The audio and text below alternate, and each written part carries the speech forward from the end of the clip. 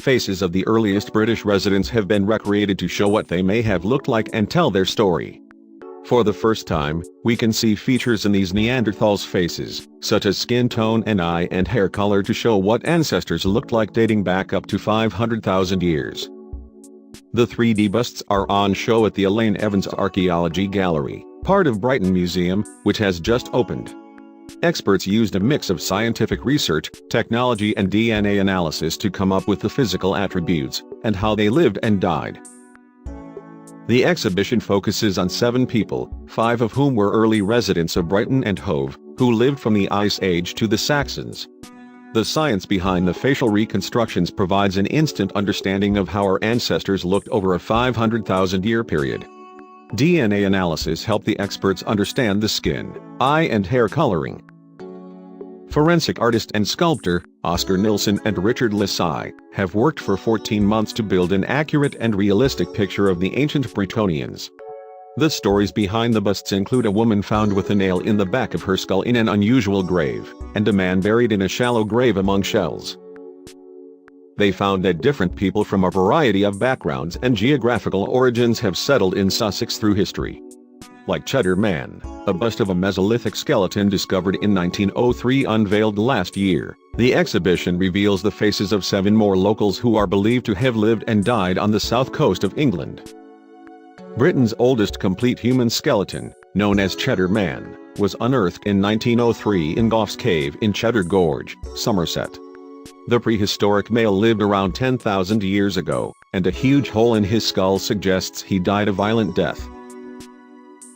The curators wanted to design the exhibition to appeal to children, and move away from the more traditional glass cases with pots and flints set up. They wanted to get away from lengthy historical text. To tie in with the time period, they recreated the atmosphere of the past using sound, film and images set in a woodland. One of the 7 faces is dark-skinned. Experts now say that people living in Britain before the Bronze Age were dark. But when fair-skinned and blue-eyed migrants came to our shores, these people were all but wiped out. Richard Lissai said that his latest theory is that this was because of disease, and not war, that caused the deaths of people with dark skin. Ditchling Roadman was buried in a shallow grave in a crouched position, lying on his left side with a decorated ceramic beaker on its side by his feet and a barbed and tanged arrowhead under his skull. He lived between 4,287 to 4,125 years ago and was between 25 and 35 when he died. A quantity of snail shells were found opposite his mouth. It seems to have been a basic burial, indicating the man was probably not high status. Limited DNA results show he probably had light skin, blue eyes, blonde hair. We also know he suffered from loss of teeth and tooth decay. Patcham woman dates from the years 210 to 356. She was likely to have been 25 to 35 years of age. Mystery surrounds the death of Patcham woman, whose body revealed a gruesome discovery.